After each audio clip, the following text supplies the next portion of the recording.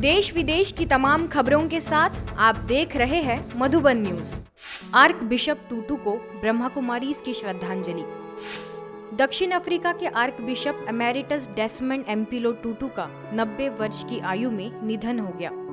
Cape Town में उन्हें श्रद्धांजलि अर्पित करने के लिए एक शोक सभा का आयोजन हुआ। इस सभा में राजनैतिक और धार्मिक नेताओं का जमावड़ा हुआ। सभी ने उन्हें अपने श्रद्धा सुमन अर्पित किए। इसी सभा में केप टाउन से राजयोगी शिक्षिका बीके नीता भी मौजूद रही। उन्होंने भी टूटू को श्रद्धांजलि देते हुए कुछ बातें कही।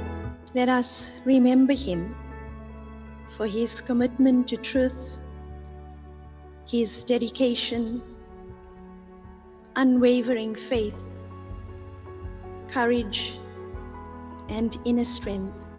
तन मन प्रकृति को हील करती है यौगिक खेती। ब्रह्मा कुमारीज लगातार यौगिक खेती पर जोर देती आ रही है। आबू रोड के तपोवन में लंबे समय से यौगिक खेती की जा रही है। इसके फायदों को देखते हुए अब ग्लोबल हॉस्पिटल के हीलिंग गार्डन में 8 एकड़ जमीन पर यौगिक खेती का शुभारंभ हुआ। इस कार्यक्रम में ब्रह्मा कुमारीज के कृषि एवं ग्राम विकास प्रभाग के उपाध्यक्ष बीके राजू, प्रभाग की अध्यक्षा बीके सरला, चंडीगढ़ के सेक्टर 15 की प्रभारी बीके अनीता मौजूद रही। बीके सरला ने कहा कि यौगिक खेती से परमात्मा को प्रत्यक्ष करना सबसे ज्यादा सफल होगा, क्योंकि यौगिक खेती से कई उद्देश्य सफल होते हैं। हमारा खुद का कल्याण योग करने से, हमारी वृत्ति से वायुमंडल, प्रकृति का परिवर्तन और साथ साथ उससे जो अन्न उत्पादन होता है, जिससे मन शुद्ध होता है, और शुद्ध मन से हम श्रेष्ठ स्वर्णिम समाज की स्थापना का कार्य कर सकते हैं। यौगिक खेती पर अब तो सरकार भी बहुत ज्यादा जोर देने लगी है। हाल ही में संपन्न हुए किसान दिवस पर किसानों ने भी यौगिक खेती के फायदों पर बात की।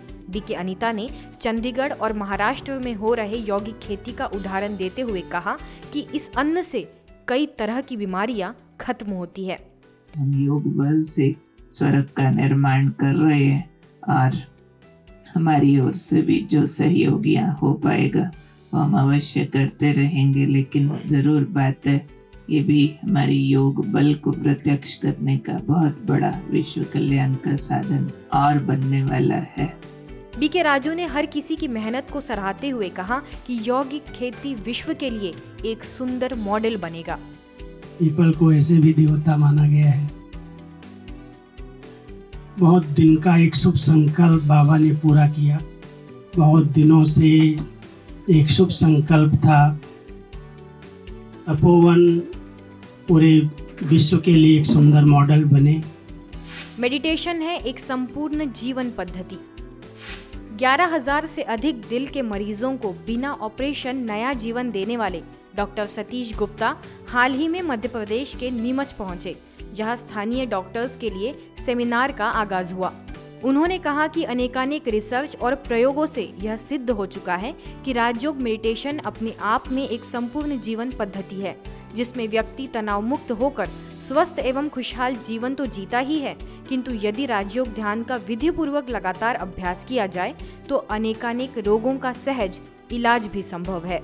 क्या चीज जरूरी है? पैसा जरूरी, प्रेम जरूरी, सब कुछ जरूरी, परिवार भी जरूरी, तो मुझे अपने आप को चलाने के लिए क्या है? What is important for me? क्योंकि काम तो मुझे करना है।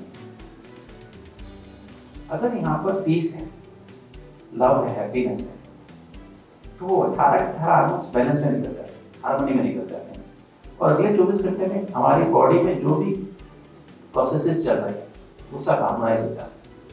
इस अवसर पर विधायक दिलीप सिंह परिहार, IMA के अध्यक्ष डॉक्टर अशोक जैन, नगर के वरिष्ठ चिकित्सक डॉक्टर HN गुप्ता, वरिष्ठ भाजपा नेता एवं समाजसेवी संतोष चोपड़ा, बीके सविता एवं बीके सुरेंद्र भी मौजूद रहे।